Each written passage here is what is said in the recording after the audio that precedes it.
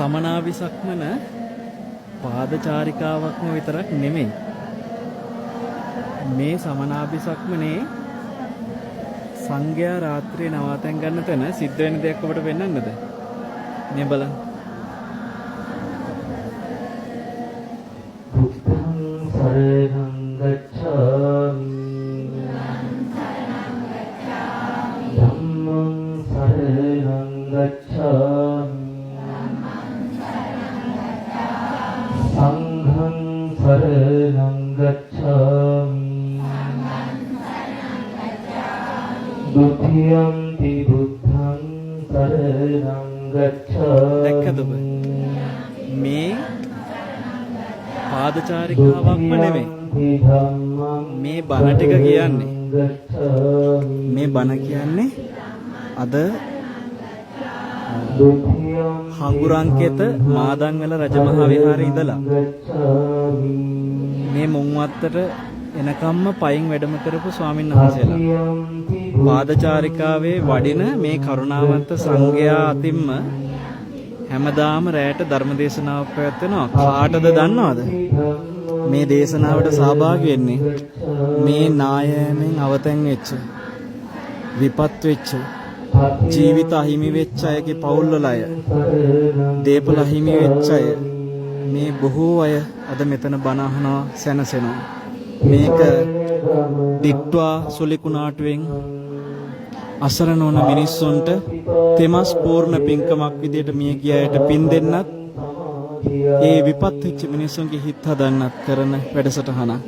නිකම්ම සංඝයා පයින් වැඩම කරලා ඔවුන්ට පින් කරගන්න, වඳින්න, දන්පැන් පුදන්න විතරක් නෙමෙයි ඉඩ හදන්නේ. මෙන්න මේ විදියට ධර්මයේ අනුග්‍රහයත් සිද්ධ වෙන බව ඔබට සිහිපත් කරනවා. මුළු දවස් 7 පුරාම මේ වගේ ධර්ම දේශනා 7ක් සංවිධානය වෙනවා. ඉතින් මේ සිතුවිල්ල මගේ හිතට ආපු දවසේම මම කතා කළේ මාදංගල රජමහා විහාරයේ අපේ පූජනීය වැල්ලගිරියේ සුමංගල ගෞරවනීය ලොකු සාමිනහන්සේටයි. උන්වහන්සේගේ ඒ උත්තම රජමහා විහාරයේ හඹුරංකෙත රජමහා විහාරයේ ඉඳලා තමයි මුතියංගනේ බදුල්ලේ රජමහා විහාරය දක්වා මේ වැඩසටහන දියත් වෙන්නේ. ඉතින් නායක සාමිනහන්සේගේ මගේ වෙහෙස අපි යම් කැපකිරීමක් කළා නම් මාස එකමාරක් තිස්සේ ඒ කැපකිරීමට අපි වටා විශාල පිරිසක් මහන්සි වුණා. මේ මුම්මත්ත පන්සලේ දායක පින්වතුන් ඒක රාශිය කරගෙන මුම්මත්ත විහාරස්ථානයේ විහාරාධිපතිවරු ලොකු සයන්හන්සේ විහාරාධිකාරී පඬිත හාමුදුරුවෝ ඇතුළු මේ සමස්ත දායක සභාව අප්‍රමාණ වෙහෙසක් දරලා තියෙනවා. නායක සයන්හන්සේ සියලු සංඝයාට මම එදා අපි වැඩම කරපු දවසේ කිව්වනේ උණු පැන් ටික ඔක්කොම පැන් පහසු වෙන උණු කරලා තියන්න කියලා. ඒ හැම දෙයක්ම හරියම පිරිසිදු පිළිවෙලට හදලා තියෙනවා. ස්වාමීන් වහන්සේලා කියනවා කවදාකවත් පාදචාරිකාවකද මේ තරම් පහසුවෙන් සැනසීමෙන් පැන් පහසු වෙනවද නැහැ කියලා. ඉතින් මේක නිකම්ම පාදචාරිකාවක්ම නෙමෙයි.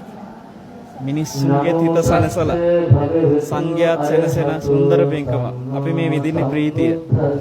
මේ බලන්න ඔබ මේ විදියට ධර්ම මණ්ඩප හැදිලා නායකගේ පැතිවලද ආපදා වෙච්ච මිනිස්සු බණහන සද්දින සුන්දර පින්කමක් මේ සමනාභිසක්මන කියලා කියන්නේ.